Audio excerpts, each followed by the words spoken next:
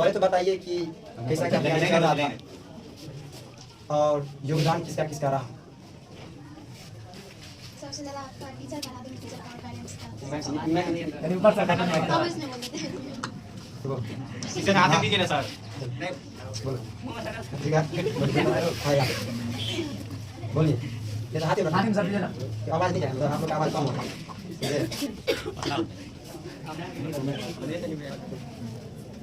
और राजू सर का क्या योगदान रहा और रोशन सर का क्या योगदान, और क्या हम लोग में कमी हो गया कि आप में कमी हुआ जो टॉपर रैंक से आप लोग छठ के बार बताइए। बता दें कि ये छात्रवृत्ति की टॉपर रह चुकी है स्टूडेंट, बिहार टॉपर रैंक के 11 में आया था छात्रवृत्ति 8 क्लास में, और फिर इसी बार थाल का बता क्या आइए। और बड़ी भाग्य की बात यह है कि अगले बार मंटू और शालिनी कुमारी की हुई थी, जो कि शालिनी कुमारी पुनः वही रिकॉर्ड टाइम की जो छात्रवृत्ति में पास की हुई थी। तो बताइए और कौन विषय कैसे क्या तैयारी किए, बच्चे को कैसे तैयारी करना चाहिए, आपका 451 तक का जो सफर रहा कैसा रहा और किस तरह से स्टडी किया, मतलब आपका टाइम टेबल क्या था पढ़ने का, उसको क्या पढ़ना चाहिए, आपका क्या कमजोरी था, जो सब दिखाइए। मेरा ये कमजोरी था, आप ये कमजोरी हटाइए कि सबका पढ़े बचा सके। सर जो पढ़ाते थे उसको अच्छा से पढ़ते थे, उसको रिवीजन करते थे। सबसे ज्यादा सेल्फ स्टडी में लगता है, कितना सेल्फ स्टडी करते हैं। जरूरी नहीं है जो सर लिखा है वही लिखना है, सर लिखा है वो भी लिखना जरूरी है। जो सेल्फ स्टडी जो समझ में आता है किसी एग्जाम में बोलता है जो अपने विद्यार्थी अपने अथी में लिखे, इसीलिए सर जो लिखा है उस पर भी ध्यान देना है और सेल्फ स्टडी पर ज़्यादा ध्यान देना होता है। और मैथ्स में मेरा नंबर कम गया क्योंकि हम 5 नंबरिया को अच्छा से नहीं पढ़े, हमको लगा कि तो ईजी है इसीलिए 5 नंबरिया को अच्छा से नहीं पढ़े क्वेश्चन, इसीलिए किसी क्वेश्चन को देख के ऐसा कुछ नहीं होना चाहिए कि हमको बने जाएगा, इसलिए क्वेश्चन को 2-3 बार पढ़ के इसके बाद बनाना चाहिए, हमको इसलिए हुआ नहीं तो मैं सोचो कि दर्पण चलता था मैथ में कितना था 90 मैथ मेरा, अगर 10 नंबर और रहता मैथ में तो 461 पहुंचता। और क्वेश्चन को अच्छा से नहीं पढ़े, हमको लगा कि जी ईजी है। एक चीज बताइए, आप टेस्ट में जो दे रहे थे आपका प्रत्येक रोज 2% गलती हो रहा था, इसी में नंबर देने में गलती रहता था कभी क्वेश्चन जो टेस्ट के अनुसार आ रहा था नंबर उसी प्रकार से आया कि नहीं? जो आप भी बोले थे आपका 85 या 90 के बीच में।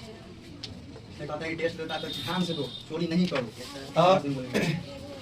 साइंस किस तरह से पढ़ाए और साइंस का तैयारी कैसा करना चाहिए? विद्यार्थी सब भूल जाता है, याद करता है भूल जाता है। सबसे पहले तो रटना नहीं चाहिए, किसी भी चीज़ को रटते हैं तो भूल जाते हैं। 10 दिन पहले फिर रटे तो उसको समझ के याद करना चाहिए, लिखना चाहिए 2-3 बार। हम क्या किए थे, मार्च में स्टार्ट किए थे क्वेश्चन बैंक बनाना, अगस्त में छोड़ दिया, फिर इधर तैयारी करने लगे साइंस का और आर्ट का क्वेश्चन बैंक बनाते थे। जो सर जी तैयारी कराते थे, जो छोड़ देते थे उसको मतलब पढ़ना खाली छोड़ के आगे बढ़ जाते थे। मार्च से स्टार्ट किए थे बस। साइंस का कितना नंबर आया था? साइंस में कितना नंबर आया था? 92।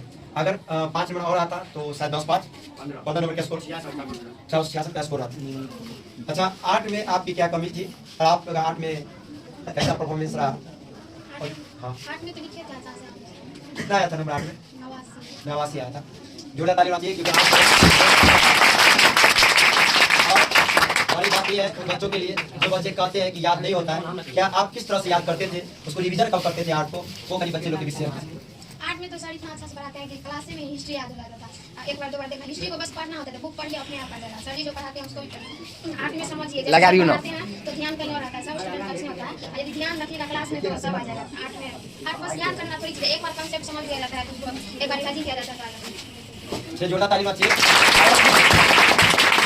हिंदी का सफर कैसा रहा? हिंदी आप किस तरह से? हिंदी में सबसे हाईएस्ट 97। जोरदार ताली होना चाहिए। किस लिए कटा? राइटिंग पे भी पता होगा, कॉमा से। अच्छा, किताब पढ़ना जरूरी है कि किताब हिंदी में सबसे ज़्यादा किताबें पढ़ना जरूरी है। सर कितना भी लिखा देंगे तो वो भी पढ़िएगा तो भी आएगा, लेकिन किताब पढ़ना सबसे पहले लगता है।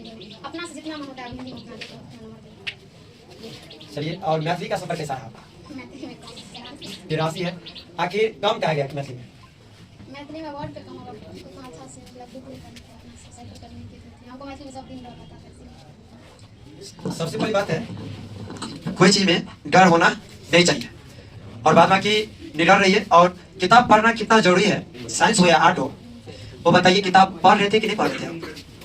शुरू में तो पढ़े, फिर लास्ट में नहीं पढ़े। टेस्ट वगैरह कभी कभी देख लेते थे, शुरू में ज़्यादा पढ़ते थे किताब पढ़ना। उसके बाद जो सर पढ़ाते थे उसके लास्ट में जो सर अच्छा, राजू सर जो पढ़ाते हैं उसमें से क्वेश्चन टकराता है या नहीं टकराता है? सेम टकराता है। टकराता है तो मैथ में भी आप पढ़ते हैं तो पूरा टकराता है, लेकिन डिवीजन नहीं रहता है। जी जी, खैर हम अपने विषय चर्चा नहीं करेंगे। आर्ट में जो सर पढ़ा है थोड़ा टचेबल रहा कि आर्ट क्या होता है क्या कि तैयारी करते हैं बच्चे, बहुत सारा याद करने वाला विषय रहता है जो घबरा जाता है। बच्चे लोग का यही कहना है कि सर आर्ट याद करते हैं, मेरा आर्ट तैयारी नहीं हो पाता है, तो उसके लिए क्या करना चाहिए बच्चे लोग को? 2-3 बार उसको याद कर दो, लिखना चाहिए, समझ के याद करेगा। 451 का स्कोर जो रहा उससे ज़्यादा किस तरह तैयारी करें तो आ जाएगा? कौन कौन विषय फोकस करना चाहिए था? मैथ में तो चाहेगा तो 10 क्योंकि मैथ में आंसर मिलाना रहता है, वो आंसर मिला के देता है, लेकिन और सब्जेक्ट में तो पढ़ने वाला रहता है तो लिखने वाला रहता है तो काट देता है। मैथ में अच्छा, मैथ में आप कौन कौन सा मैथ पढ़े?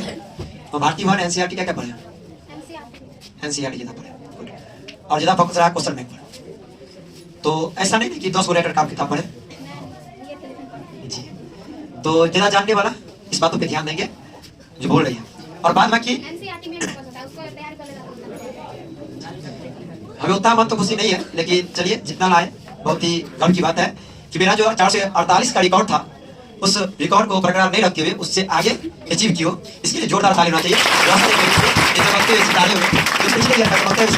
उससे भी भाई का रूबरू कराते हैं, इसके बाद हम चर्चा करेंगे। पिछले बार जो थे साली कुमारी